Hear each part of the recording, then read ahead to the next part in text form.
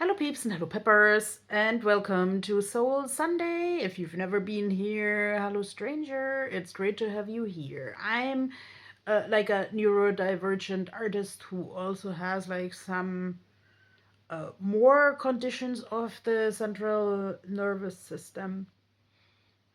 And on Sundays or Saturdays, depending on my energy level, I'm trying to um talk about things that touched me in the past week.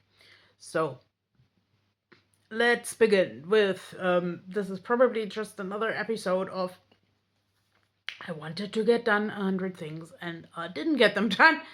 But yeah, this is Nicholas, my 100% polyester support horse.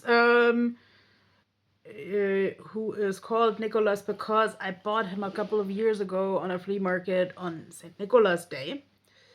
And this, let's say, post St. Nicholas Day here and post International Day of the Volunteer and International Day of Disabled People, also is a bad hair day. I actually managed being on 3 markets today. Like this time I didn't sell anything, but like I didn't even have a stall, but I wanted to go there, like to show some appreciation to my friends and to like enjoy the atmosphere. Because let's say once I'm out, then I'm out, and once I'm seated, I am seated, and it's not probable that I'm leaving my seat just so because my joints think I'm 80, even though my mind thinks I'm 25. The truth lays somewhere in the middle because I'm 44 as of this 7th of December 2025.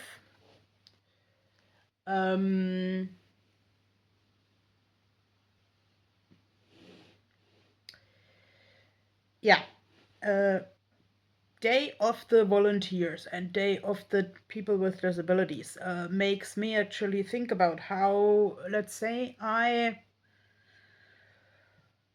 grew up in the 80s and 90s, let's say, where the adults around me didn't have any better knowledge or option than to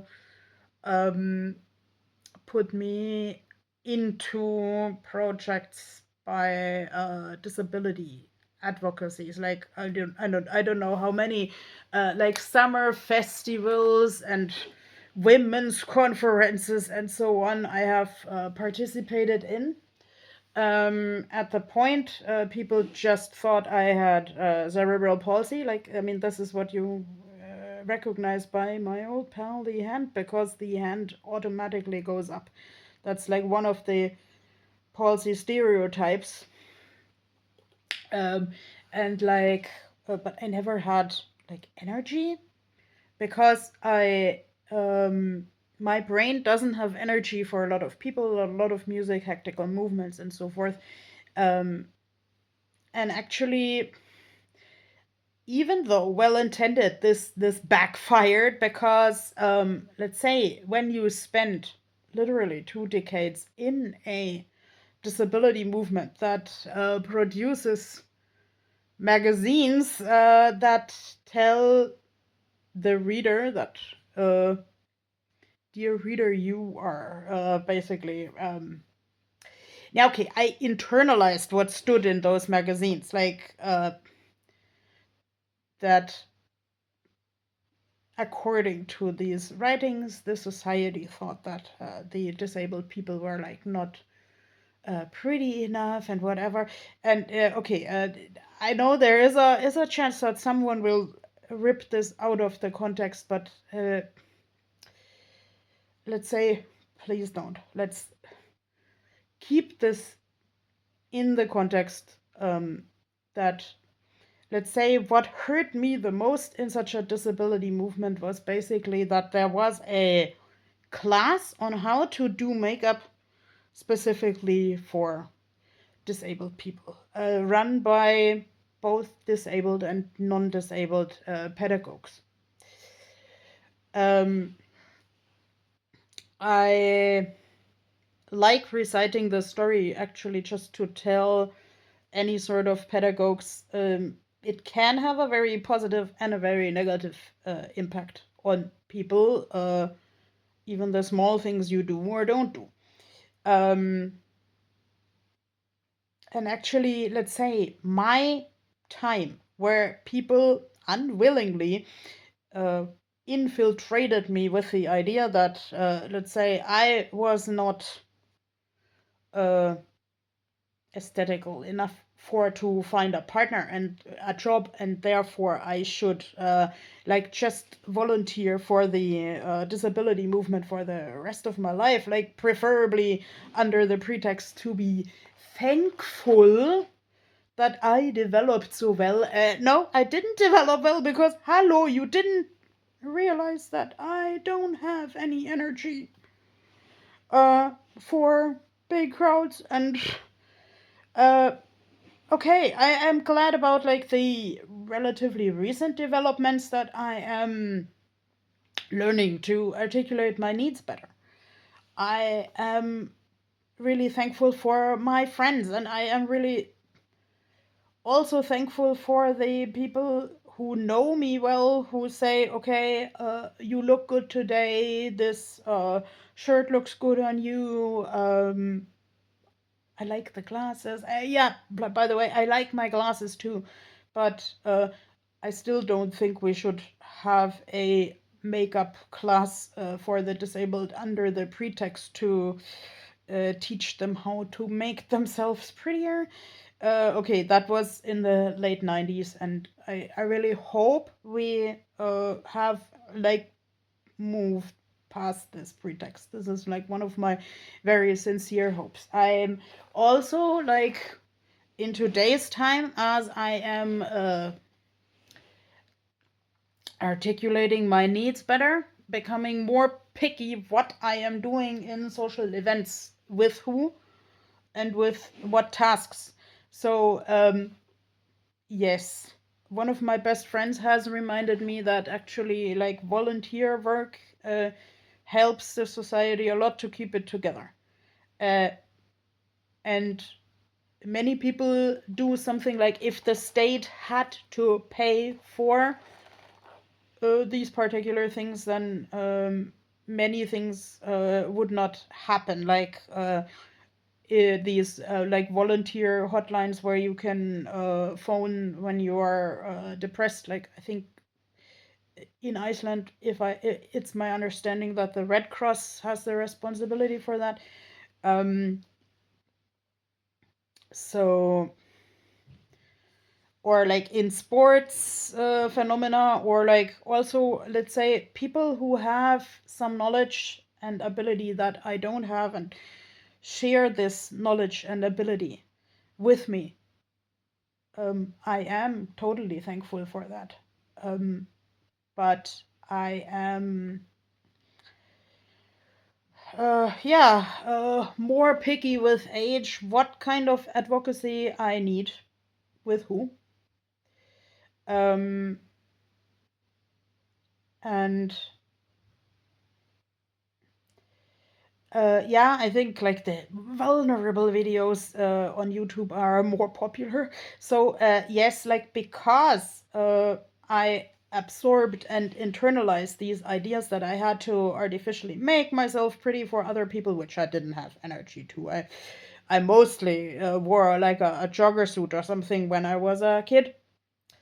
Um, so I internalized that so much that like as a young adult, I sought out relations and love affairs that were, let's say, just not healthy.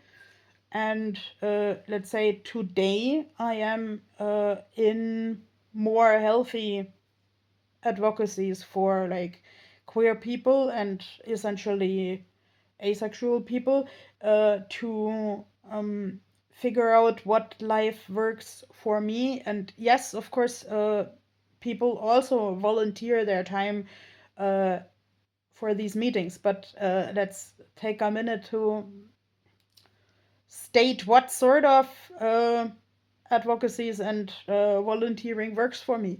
Uh, Everything with clear communication, everything where I feel welcome, I feel just met on my own terms. Also, where people can say, okay, this and that is not the theme that you just said, but you also, like you mentioned, some touching points with our errands. Let's talk about those touching points. Um, and of course, let's say with the autism, I have sort of, let's say, okay, I have a very good friend who basically morphed into my social translator because this person understands like the connections better, like what people say and how people are connected, and how they said person can turn this like into a cohesive picture for me what happens, and where I maybe didn't understand things right. And I mean, I bet if my social translator had read the disability advocacy magazines in Germany 25 years ago, my life would have taken different turns. But there, uh, sorry, sorry, it's winter and everybody sort of has bronchitis around here. So, I think maybe if I had sought out the right help already back in the day, I might not have internalized these strange generalizations. Maybe I would have uh, sought out like a like a queer group, uh, even though maybe that was not the right timing, because like at the time I was admittedly quite religious, um, and thought of myself sort of as the number 1, 2, and 3 sinner in the world. Yeah. So, uh, but okay, let's. What if I could have shed this sinner ideology with help of someone? Yeah, of course, like because I didn't have a man partner. Everybody went like, "Are you lesbian or something?" Um, and people also like always babbled into whatever thoughts I had to that effect. Um, so yeah, if I had a time machine, I would give this strange material to my friend to read, because like I still want to give people the benefit of the doubt, but I also want to tell them what says the puffin. No, because I am my own advocate. I know my own needs usually best. Or I ask someone who knows me really well.